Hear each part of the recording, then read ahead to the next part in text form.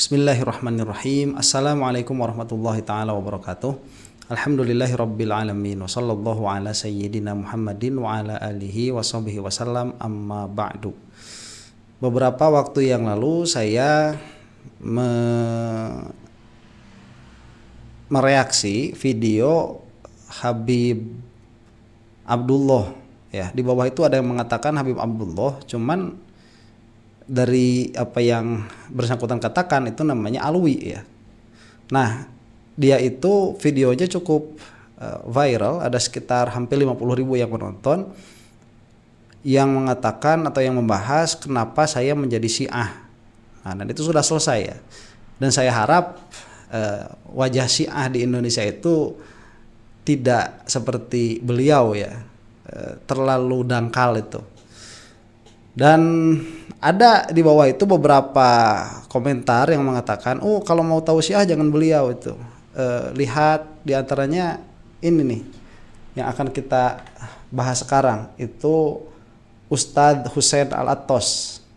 Beliau ya habaib ya, minal habaib, cuman tidak disebut sebagai Habib, disebutnya Ustadz saja, Ustadz Husain Al-Attos. Kalau tidak salah beliau itu salah satu yang direkomendasikan oleh kolom komentar oleh beberapa penonton saya. Coba dilihat beliau ini. Dan ada yang merekomendasikan juga kepada saya terkhusus untuk melihat menit 10.30. Cuma nanti akan kita lihat dari menit 10 lah ya. Dari situ karena pembahasannya dari situ mulai ngawur. Nah, dan saya melihat kengawuran itu memang ngawur dari beberapa penjelasan yang beliau sampaikan. Jadi saya lihat beberapa videonya itu tidak secara eksplisit menyatakan beliau itu Syiah ya, tidak secara eksplisit. Cuman dari beberapa pilihan tema yang beliau sampaikan ada kemungkinan. Jadi mohon maaf apabila beliau itu memang bukan Syiah.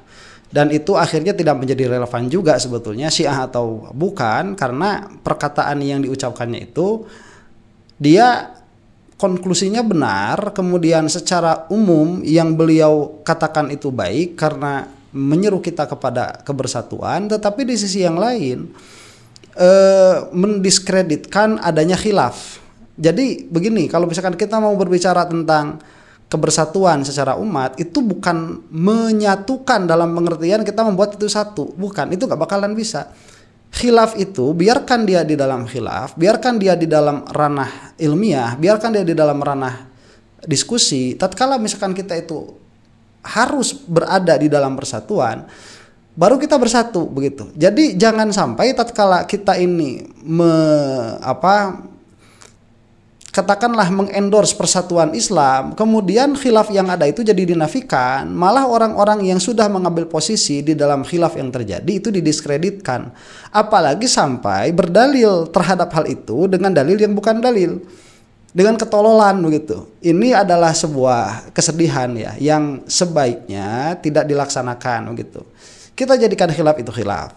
Wahabi ya memang Wahabi begitu. Kemudian Asy'ari Maturidi memang Asy'ari Maturidi, yang suka disebut aswaja itu kan Ahlussunnah wal Jamaah. Syafi'i, Hambali, Maliki, Hanafi di dalam fikih memang sudah seperti itu adanya. Syi'i ya memang sudah seperti itu adanya. Jangan nanti sampai dikatakan, oh ini orang-orang yang berusaha memecah belah. Bukan, ini orang-orang yang memiliki pola pikir, memiliki metode yang sering disebut sebagai manhaj itu di dalam memahami agama. Disitulah kita berdiskusi, karena tidak mungkin semuanya ini benar, tidak mungkin semuanya ini benar, mustahil. Mustahil. Kenapa? Karena permasalahannya sudah menjadi permasalahan usul. Kalau misalkan di dalam permasalahan furu', di dalam permasalahan yang zonniyat, itu juga kita katakanlah, oke lah kita katakan dalam hal itu bisa jadi semuanya benar begitu. Kita katakan seperti itu sajalah supaya tidak sulit. Kalau mau perkara yang presisi, tidak mungkin semuanya benar, tapi salahnya pun ada toleransi begitu. Nah itu di dalam hal-hal yang furu'. Tapi dalam hal-hal yang usul, ini sudah perbedaan usuli begitu. Yang Mu'tazili, kemudian yang Qadari, yang Qadariyah, kemudian yang Jabariyah, yang Murji'ah. Itu kan bahasanya mutakalimin tuh. Yang mana nanti terus ke bawahnya itu akan menjadi firqah-firqah yang amat sangat banyak. Nah firqah ini memang dia firqah sudah. Cuman kalau misalkan kita berbicara tentang satu dan lain hal, misalkan seperti di dalam keadaan berperang, di dalam keadaan kemajuan Islam secara umum, secara agama begitu, itu harus dikesampingkan dulu. Nah dalam hal itu beliau benar, tetapi malah menjadi apa ya, sepertinya itu ilmu itu dihilangkan sama sekali. Nah ini yang akan kita bahas ya dari Ustadz Hussein Alatos. Ini sama juga sebetulnya dalam menanggapi Felix Xiao. Memang si Felix Xiao ini yang bermasalah nanti ya. Bukan nanti ya, sudah bermasalah. Ini sama semua orang yang firok itu disalahin si Felix Xiao itu. Karena orang lagi dalam perkara seharusnya menjadi momen persatuan, perkenalan bainal firok, dia itu malah tetap berpikirnya sektarianisme. Ini kebodohan memang. Itu sudah kita selesaikan dulu lah ya pembahasan si Felix Xiao ini. Sekarang kita akan melihat apa yang beliau bahas ini. Ustadz Hussein Alatos. Oleh karena itu, kita lebih suka kembali kepada nama yang Allah berikan dan nama yang diberikan Ibrahim untuk para pengikutnya daripada nama-nama baru yang tidak dikenal pada masa Rasul, tidak dikenal juga pada masa-masa sahabat yang mulia. Bentar, saya kasih konteks dulu ya, bahwa beliau ini tidak mengajak kepada perpecahan. Dalam hal ini oke, karena siapa juga yang mau berpecah, kan tidak. Hanya mau tidak mau, Islam ini sudah lama, sudah 1400 tahun, yang mana dalam jangka waktu 1400 tahun ini ada konstelasi politik di situ, ada dialektika ilmiah di situ, kemudian ada orang-orang yang tidak memiliki kapasitas untuk berbicara di dalam masalah agama, mereka berbicara, kemudian ada ekstremisme dan lain sebagainya banyak sekali. Yang mana masing-masing dari mereka itu mengkodifikasikan apa yang mereka pikirkan. Yang mana akhirnya itu menjadi khazanah kita. Nah, tatkala itu menjadi khazanah kita kemudian mempelajari hal-hal itu, akhirnya kan orang-orang ada yang masuk ke dalam pendapat anu, ada yang masuk ke dalam pendapat anu, dan itu pun sudah ditahqiq, sudah diperdebatkan oleh para ulama yang mana mengeluarkan kesimpulan-kesimpulan, yang mana kesimpulannya kan sudah jelas. Sawadul A'zam itu Asy'ariyah Maturidiyah, itu sudah jelas. Akhirnya nanti kan ada penamaan-penamaan tuh. Siapa yang melebeli? Ya masing-masing mereka melebeli. Jadi kalau misalkan kita mau mengatakan Wahabi, ya Wahabi punya label kepada kita. Syiah punya label kepada kita. Kita punya label kepada Syiah. Kalau dulu itu Mu'tazilah itu kita labeli. Mu'tazilah juga punya label sama kita. Ahlus Sunnah itu nama yang kita akui, begitu. Apakah Mu'tazilah mengakui kita sebagai Ahlus Sunnah? Ya belum tentu juga. Kemudian Mu'tazilah itu nama yang kita berikan. Apakah mereka mau disebut Mu'tazilah? Ya nggak mau. Makanya kalau misalkan Anda itu adalah seorang scholars, seorang alim, seorang yang tholibul ilmi, nama itu tidak menjadi masalah. Nah ini oleh yang bersangkutan, nama malah dijadikan masalah. Justru ini kontra apa ya, jadi bukan kontra game Nintendo ya. Ini jadi bukan kontradiktif ya. Jadi tidak efisien ya. Ini jadi tidak efisien. Kontra narasi begitu, kontra narasi. Katanya bersatu, kita jangan berbeda, tetapi masalah penamaan dari masing-masing yang berbeda ini pun dimasalahkan sama bersangkutan ini. Jadi kalau kamu itu mau bersatu ya, mau bersatu itu bagus kayak Indonesia lah begitu ya. Kalau kita mau bersatu nih, kita sebagai Indonesia mau bersatu sebagai bangsa dan mau bersatu sebagai negara, sudah agama itu tidak dibicarakan sama sekali. Kita bangsa Indonesia, kami putra-putri Indonesia berjanji gitu. Putra-putri Indonesia sudah selesai. Ya, kami umat Islam menyatakan bahwa anu dan anu begitu. Sudah selesai di situ. Tapi tatkala kita masuk ke dalam Islam, jangan sampai ini diutak-atik lagi kalau kita sedang membicarakan persatuan. Ini kita sedang membicarakan persatuan, tapi penamaan dari masing-masing firqah saja disalahkan.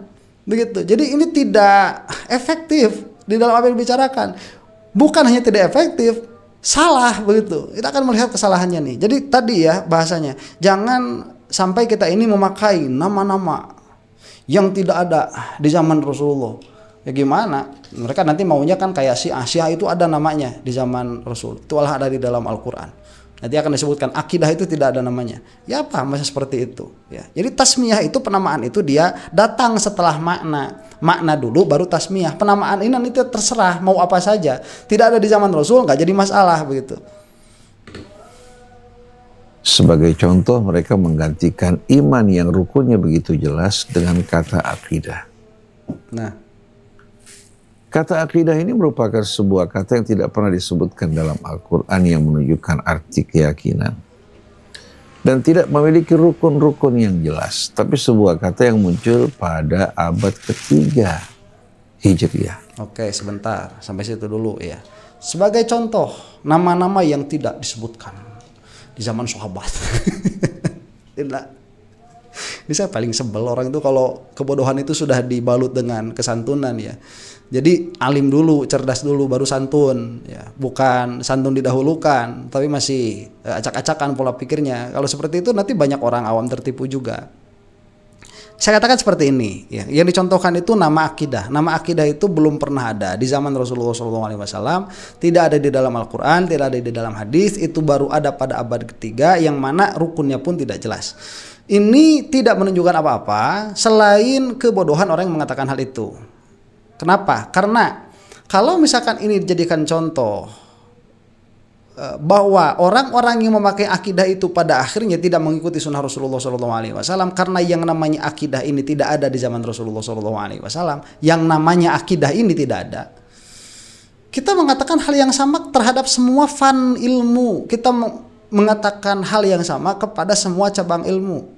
Ya, kata fikih itu sudah mengalami penyempitan. Di zaman Rasulullah SAW, fikih itu mencakup semua ilmu, malah mencakup laku juga, mencakup perbuatan juga. Itu bukan hanya ilmu. Kalau nanti dikatakan oleh beliau ini secara konseptual tidak, tetapi secara aktual pun itu masih disebut fikih zaman Rasulullah SAW. Makanya ilmu itu cuma satu, ilmu fikih.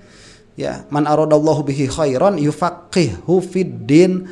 Itu sudah, fikih itu di situ berhenti, di dalam pemahaman yang mendalam apapun objeknya.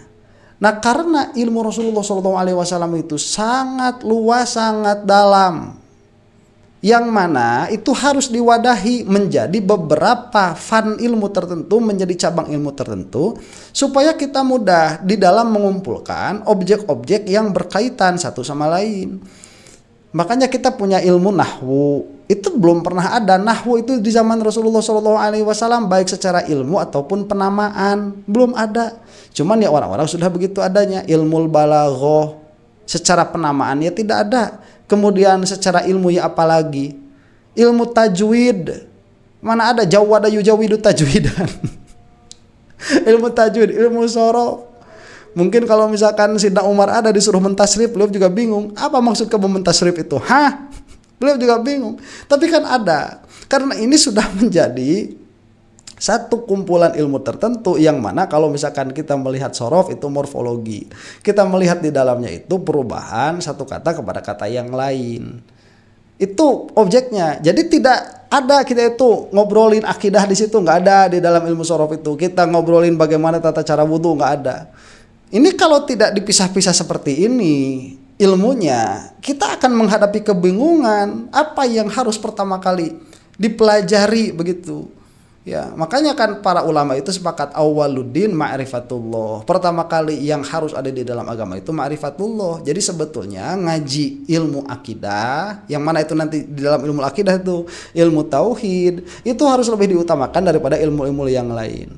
Nah, sekarang hanya karena kumpulan pengetahuan itu kita namakan sebagai ilmu akidah, yang bersangkutan ini malah mengatakan jangan seperti orang-orang yang suka berpecah belah, yang menamai sesuatu dengan nama yang tidak ada di zaman Rasulullah SAW, sebagaimana nama akidah. Yang ada itu nama iman, sudah kita pakai nama iman saja. Lain ini, begitu lain. Kenapa? Karena akidah itu kan nanti dengan aqaid, dengan akdun. Akdunnya bukan akad ini, tetapi dengan apa? Dengan keyakinan, apa yang harus kita yakini, jazm. Mailul qalbi kita ini kemana? Tatkala ada pertanyaan, apakah Allah itu bertempat? Itu pertanyaan. Mau tidak mau, itu pertanyaan itu sudah ada. Malah oleh Salafi Wahabi dimasukkan itu seolah-olah syahadat saja. Kalau kamu mau masuk ke sekolahan-sekolahan Wahabi itu, salah satu tesnya itu ditanya di mana Allah. Itu salah satunya itu. Kalau kamu jawab tidak bertempat, kamu gak bakalan masuk. Tapi ya baguslah kalau kayak gitu ya, biar mereka menjaring Wahabi sendiri itu. Cuman itu mau tidak mau dijadikan permasalahan. Dan tatkala kamu itu salah menjawab, itu berbahaya bagi akidah kamu. Malah menjawab di aras misalkan, itu udah ya mujasimah nanti kesananya itu.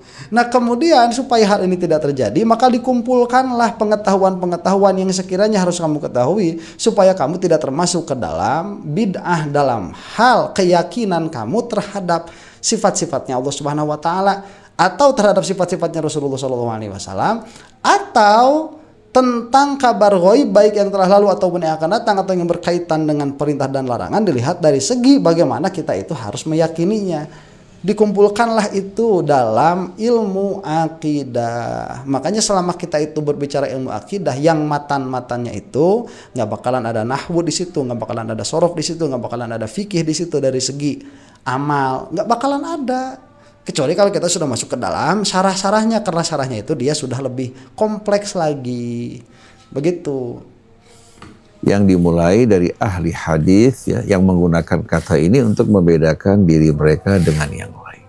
Artinya semenjak kaum muslimin bercerai-berai, baru kata tersebut muncul sebagai nama yang membedakan dengan ciri-cirinya dari kaum yang lain. Muncullah yang dinamakan, katakan, akidah sunnah, akidah Mu'tazilah setelah itu.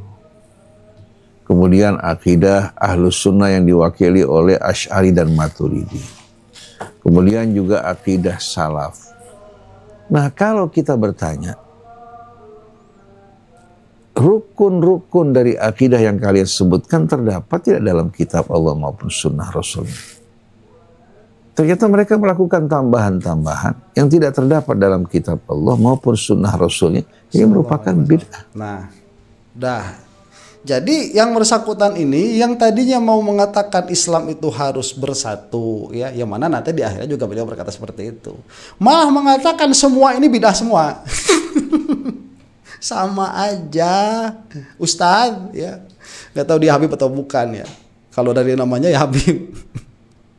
Nggak tahu ini gimana kalau begitu. Jadi kan dalam pandangan dia semua salah tuh. Yang menamai dirinya Ahlus Sunnah wal Jamaah, yang mana itu tadi Asy'ariyah Maturidiyah, kemudian ada akidah Salaf, itu kan si Wahabi tuh. Kemudian yang dinamai Mu'tazilah dan lain sebagainya, itu tidak ada di dalam Al-Qur'an.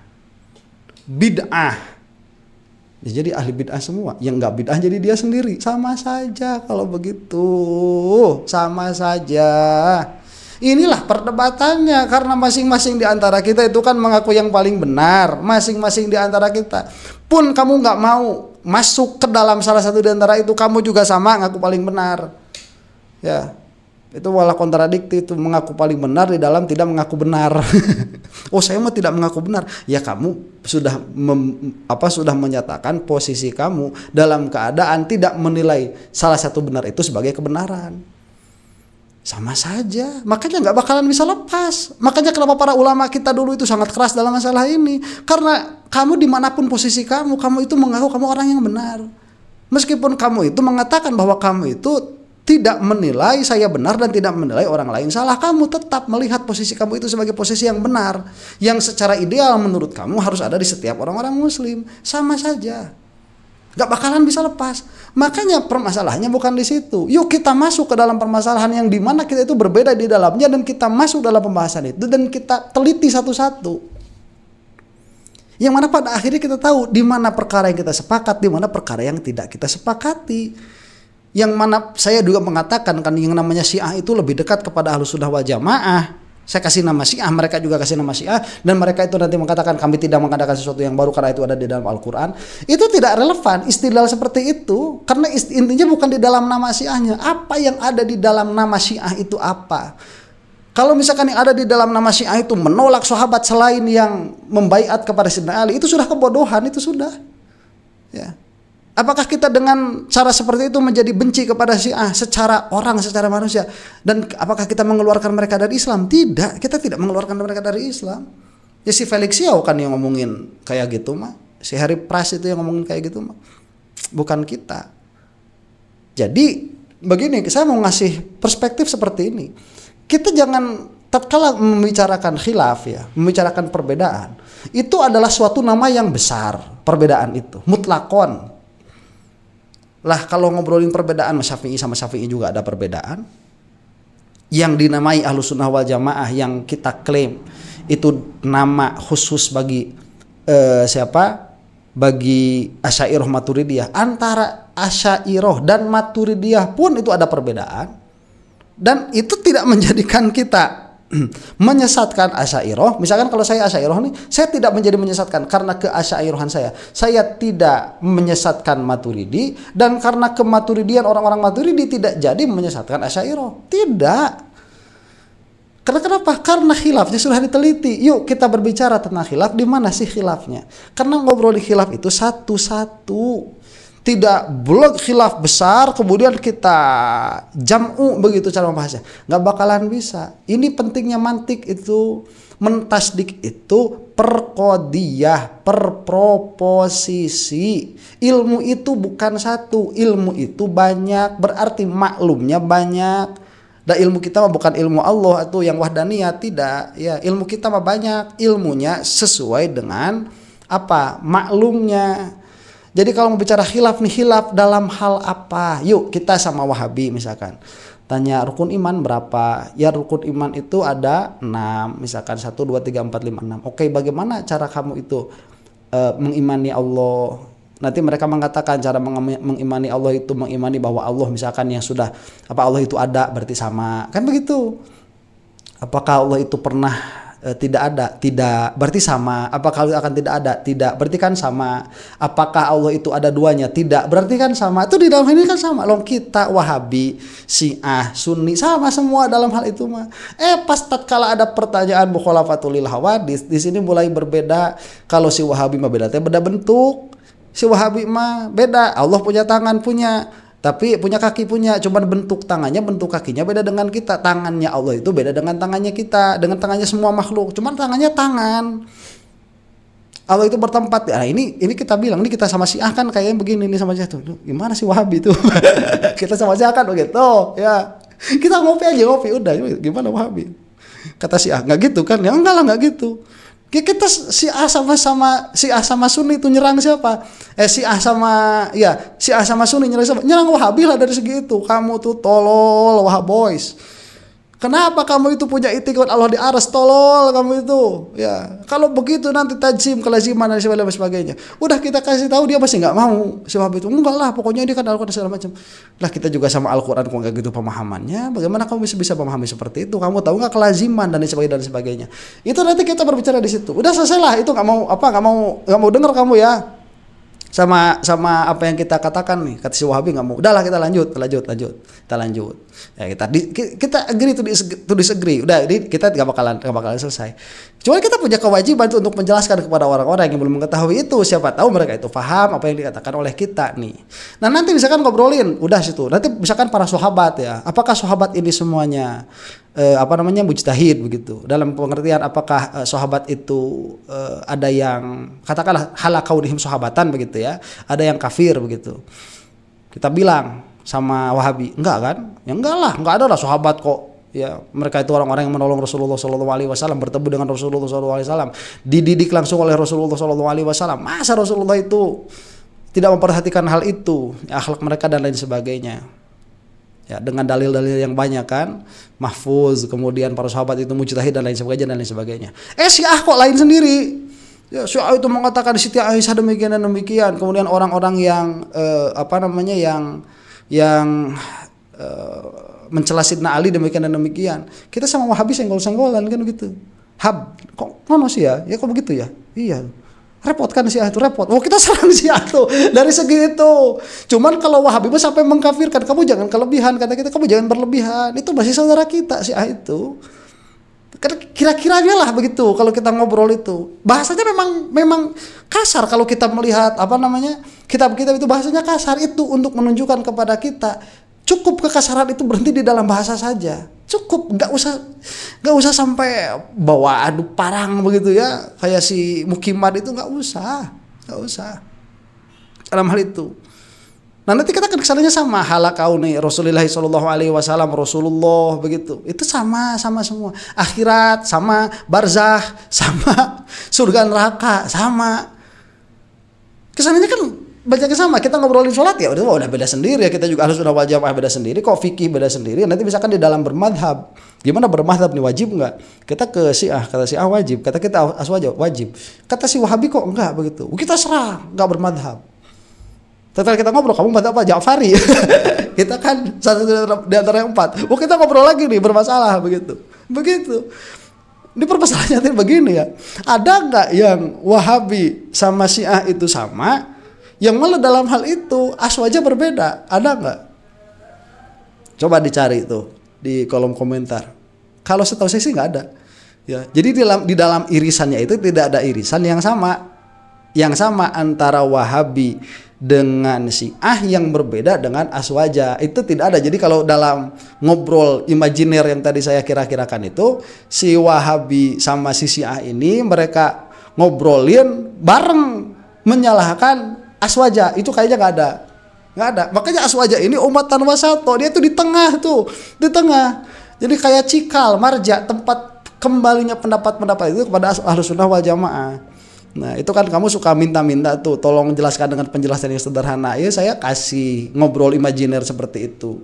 Kalau misalkan mau melihat secara utuh apa yang terjadi khilaf bainal muslimin, ya mau tidak mau kita harus membicarakan sedari awal begitu. Nah ini jangan sampai terjebak. Bisa dilihat secara langsung kan videonya Ustadz yang bersangkutan ini. Bahasanya itu halus sekali, bahasanya itu bagus. Kemudian yang diserukan oleh beliau juga bagus, yaitu di dalam persatuan umat Islam. Cuman sekali lagi, persatuan itu bukan menafikan perbedaan, bukan. Apalagi menyalahkan semua orang yang berbeda. Akhirnya sama-sama juga tuh kamu kalau kayak begitu mah ya. Itu mah kayak Persis bikin Persis ya, bikin Persis dengan nama persatuan Islam, padahal tidak bersatu, bikin firqah baru, bikin organisasi baru, sama saja itu mah. Ya, kita melihat dari segi makna dan dari segi wakil, dari segi yang terjadi, bukan dari label-label. Adapun tadi penamaan, betul di zaman Rasulullah SAW banyak sekali kita itu yang tidak ada namanya di zaman Rasulullah SAW, itu betul. Tetapi itu tidak menjadikan sesat hanya karena tidak ada nama, hanya karena namanya tidak didapati di zaman Nabi Muhammad SAW. Karena cara berpikir seperti itu, cara berpikir yang sangat bego sekali, ya, yang sangat dangkal sekali. Demikian ya, mudah-mudahan video ini sedikit banyak ada manfaatnya. Wallahu taala a'lam bishawab. Assalamualaikum warahmatullahi taala wabarakatuh.